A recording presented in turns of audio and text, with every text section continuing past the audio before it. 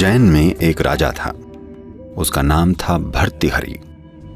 He is the one who wrote the Sringara Shatakam and later on wrote the Vairagya Shatakam. ये वही हैं जिन्होंने श्रृंगार षटकम लिखा और बाद में वैराग्य षटकम भी लिखा। श्रृंगार षटकम एक कविताओं की रचना है। इसमें सिर्फ काम की लालसा और काम साहित्य है।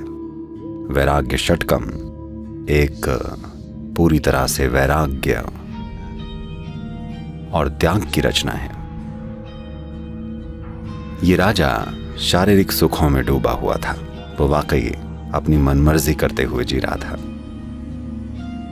एक दिन वो शिकार पर गया और उसने एक हिरण को निशाना बनाया और मार गिराया।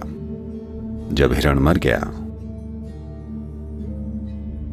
तो मादा हिरण जो उसके साथ ही थी वहीं खड़ी रही। अपनी जान जोखिम में डालकर भी वो वहीं खड़ी रही। राजा ये देखकर हैरान था।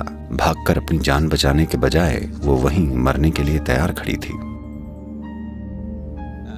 और तभी इसी बीच राजा के साथ शिकार कर रहे सैनिकों में से एक को सांप ने डस लिया और वो भी मर गया।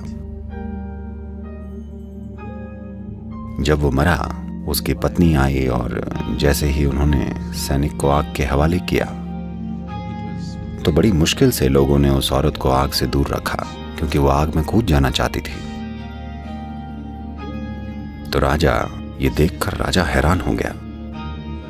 राजा अपने जीवन में खुद को ही सब कुछ समझता था, उसके सुख, उसकी पसंद वगैरह वगैरह। जब उसने इस मादा हिरण को देखा और उस औरत को आग में कूदने की कोशिश करते देखा तो वो एक तरह से कंफ्यूज्ड हो गया। तो उसकी एक पत्नी थी जिसका नाम था पिंगला। तो वो अपनी पत्नी से बात करते हुए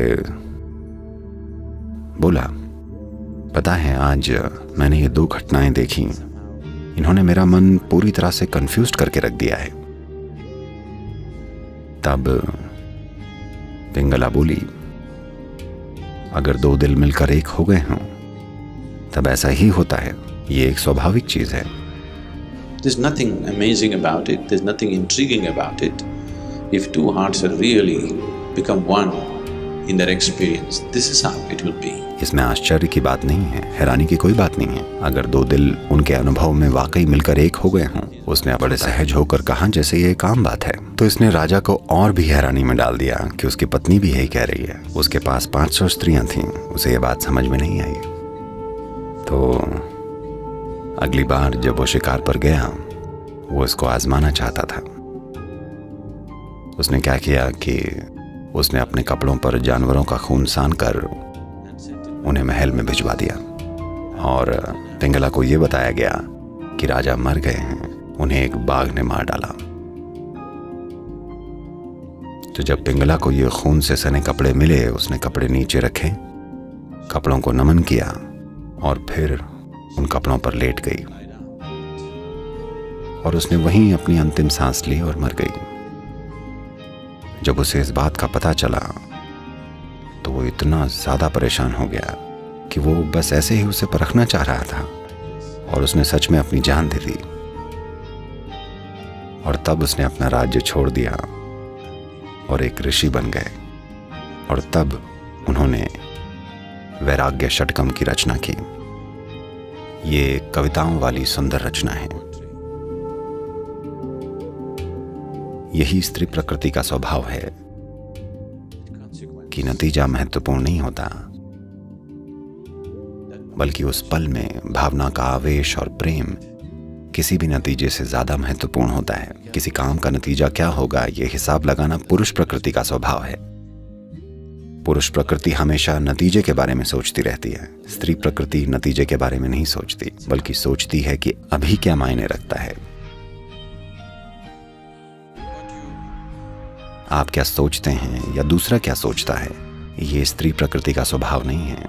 वो क्या सोचती है, यही स्त्री प्रकृति का स्वभाव है। क्या उसे विचारों से दिशा नहीं देनी चाहिए? हाँ, देनी चाहिए, अगर बात जीवन के भौतिक या बाहरी पहलुओं की हो तब। पर जब बात जीवन की हो, अगर आप में स्त्री प्रकृति नहीं है तो आप जीवन का आनंद नहीं ले सकेंगे। So this is the nature of the feminine, that It is capable of going beyond itself. तो यही स्त्री प्रकृति का स्वभाव है कि उसमें खुद के परे जाने की क्षमता है। जो अपने से परे जा सकता है सिर्फ वही आध्यात्मिक प्रक्रिया के लायक है। वो जो अपने आप को बचाना चाहता है वो आध्यात्मिक प्रक्रिया के लायक नहीं है। शांभवी एक ऐसी चीज है जो आप में स्त्री प्रकृति को प्रज्वलित कर सकती है, क्योंकि अपने आप को अलग रखे बिना ये नहीं हो सकता। ये कोई ऐसी चीज नहीं है जो आप करते हैं, ये एक ऐसी चीज है जिसे आप होने देते हैं। शांभवी का सबसे खूबसूरत पहलू यही है, आप वाकई ये कर नहीं सकते। सिर्फ तब जब आप इसे होने देंगे ये एक बाढ़ की तरह आएगी।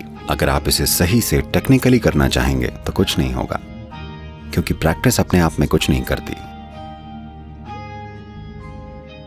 जब आप इसे होने देते हैं तब आपका सबसे भीतरी हिस्सा, जो कि सृष्टि का आधार है, वो पूरी तरह प्रकट हो जाता है।